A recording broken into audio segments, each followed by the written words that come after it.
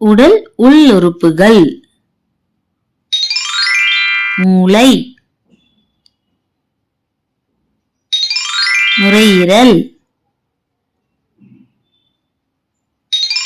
இதயம்,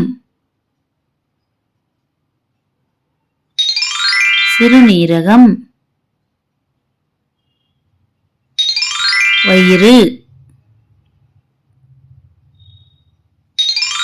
கல்லீரல், சிறுகுடல், பெருங்குடல். மூளை, இதயம், நுரையீரல், சிறுநீரகம்,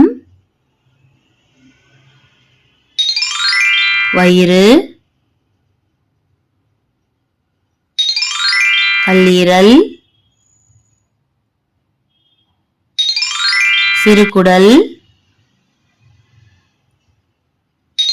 பெருங்குடல்.